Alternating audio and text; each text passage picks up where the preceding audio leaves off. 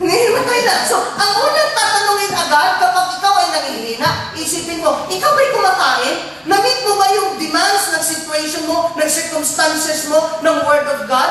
Kung nangihina ka, natural mahina yung supply kaysa demand. Pero kahit nasa Salvador ba yung problema mo, pero kung medyo yung Word of God nakatanim na sa isip mo, hindi ka panghihinaan. Naghahanap ka pa rin. Amen?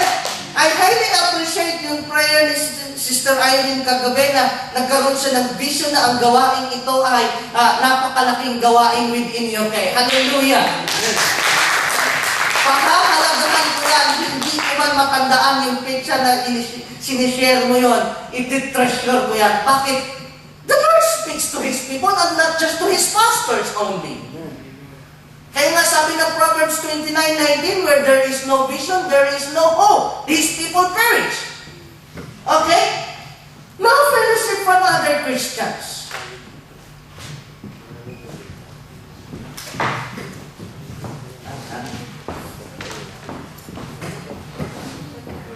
Okay. So kung walang fellowship from other Christians, manghihina ka. Nakakapansin ba kayo ng panggatong na kanya-kanyang apoy? Anong ginagawa nyo sa panggatong? Pagsama-samahin.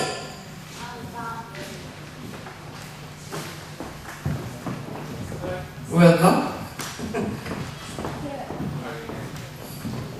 Hihihina pala. Kala ko makikiatin. Tatay rin na mga bata. Okay, so no wonder sabi ng Hebrews 10:25, huwag daw natin kaligtaan ang pagdalo sa mga pagtitipon. For what purpose? To exhort one another. Kumbaga, ikaw pangkatong nag-iisa, hindi ka mag-alam mag-isa. Ang gagawin mo ngayon, makikidikit ka sa ibang Kristiyano, makikidikit ka sa ibang panggatong, sa ganun patuloy na mag-apoy yung fire na nasa puso mo. Amen. Okay? No heat or cooled off, down or discouraged. Nawala na ng init. Na medyo nabuhusan ka siguro ng snow, nabuhusan ka siguro ng snowball o binato ka ng snowball, nalamig ka na lang bigla.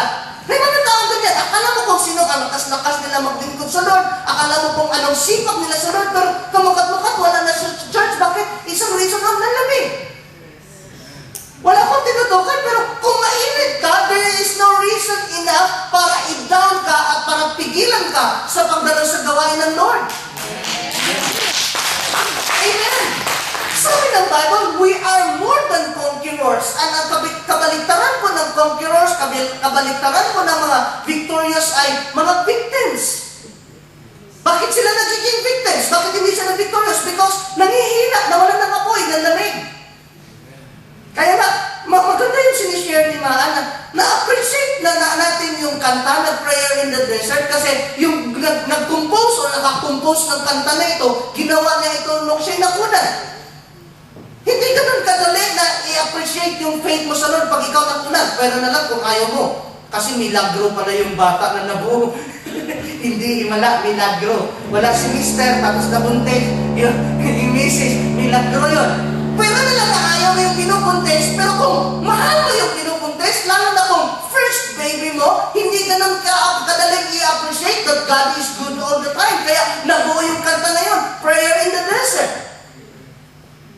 Nasusundan. Okay? Challenge. Are you zealous for the Lord? Parang ang hina ata ng amen. Nag-alam pa kayo sa Lord. Hina pa rin ang amen. Okay, what makes you cold? Winter.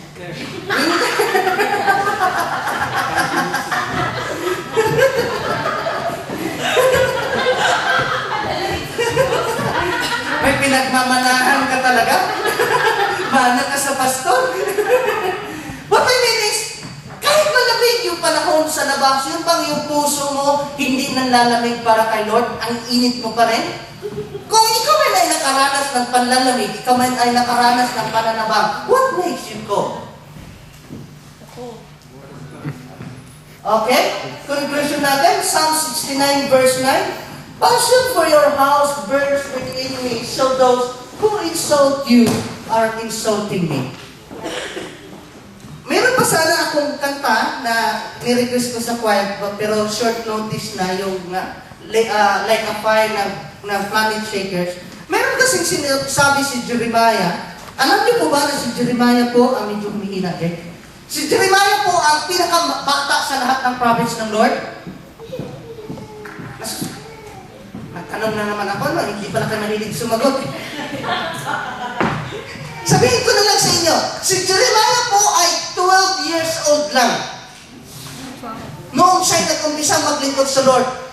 Grabe po magbitaw ng prophecy si Jeremiah, especially hindi po ito good news, kundi puro condemnation, puro judgment ng Lord sa bayang Israel. So siya po ay nakaranas ng persecution. Ayaw niya na po sanang maglingkod sa Lord. Sabi niya sa Jeremiah chapter 21 verse 9 or 20 verse 9, gusto ko po lang pong basahin sa inyo. Jeremiah chapter 20 verse 9, ganito po ang ating makikita. Okay, at dito nga nabuo yung kantang Like a Fire.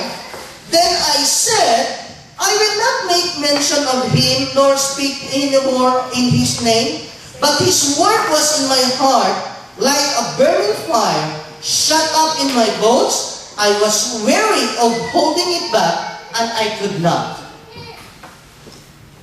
Are you following me?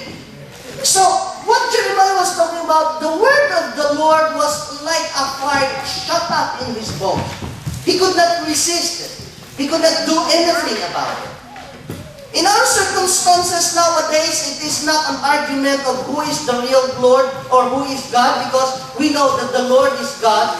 But I pray that as we will continue to worship the Lord, I'm inviting you to stand up. As we continue to worship the Lord, we will become more zealous. We will be ignited as we worship the Lord in spirit and in truth. As we sing this worship song, lift you up. Hallelujah. I do believe there is no doubt in your heart and there is no doubt in your mind that there is only one God. And even Acts chapter 4 verse 12 says, under heaven and on earth there is only one name that a man could be saved, and it is through the name of Jesus Christ. Lord, as we believe in you, O God, let your word be a fire in our hearts, O Lord.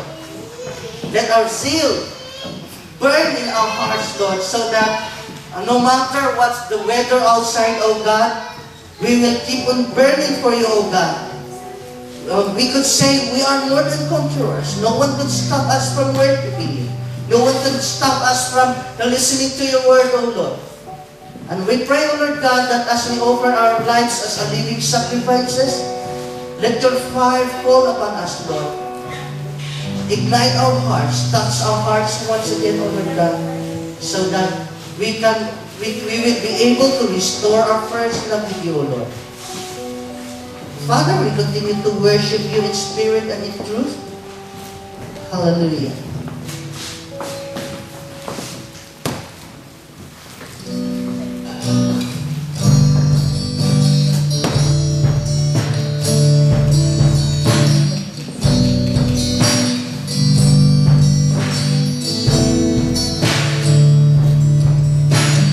Who can stand